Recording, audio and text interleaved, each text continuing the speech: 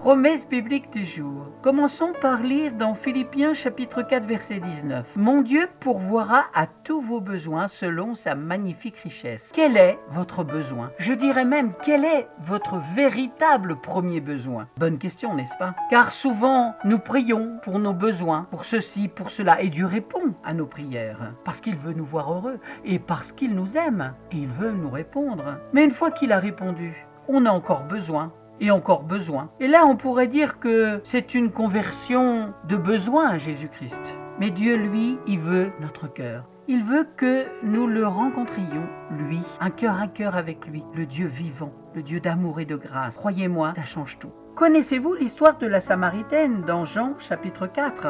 C'est une histoire vraiment à lire et à méditer pour nous-mêmes. Il y a un tas de choses à apprendre pour notre quotidien, pour notre vie de tous les jours. Lisons à partir du verset 1. Le Seigneur sut que les pharisiens avaient appris qu'il faisait et baptisait plus de disciples que Jean. Toutefois, Jésus ne baptisait pas lui-même, mais c'était ses disciples. Alors il quitta la Judée et retourna en Galilée. Comme il fallait qu'il passât par la Samarie, il arriva dans une ville de Samarie nommée Sichar, près du champ que Jacob avait donné à Joseph, son fils. Là se trouvait le puits de Jacob. Jésus, fatigué du voyage, était assis au bord du puits. C'était environ la 6e heure. Une femme de Samarie vint puiser de l'eau. Jésus lui dit « Donne-moi à boire », car ses disciples étaient allés à la ville pour acheter des vivres. La femme samaritaine lui dit « Comment toi, qui es juif, me demandes-tu à boire, à moi, qui suis une femme samaritaine ?» Les Juifs, en effet, n'ont pas de relation avec les Samaritains. Jésus lui répondit « Connaissais le don de Dieu, et qui est celui qui te dit « Donne-moi à boire », tu lui aurais toi-même demandé à boire, et il t'aurait donné de l'eau vive. « Seigneur, lui dit la femme, tu n'as rien pour puiser,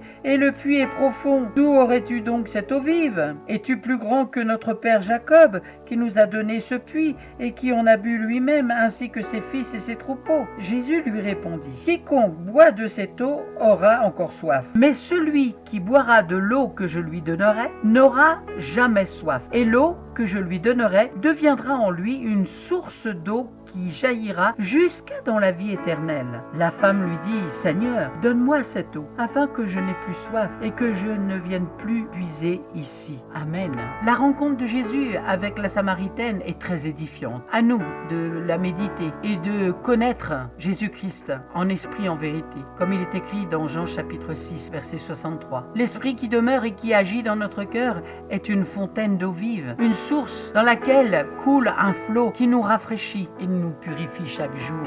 Avez-vous reçu cette source dans votre cœur, cette source d'eau vive?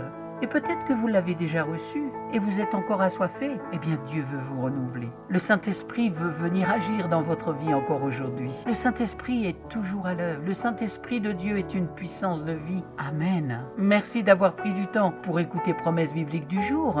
Si vous ne possédez pas de Bible, n'hésitez pas à me contacter, je vous en offrirai une. Soyez abondamment bénis et à très bientôt.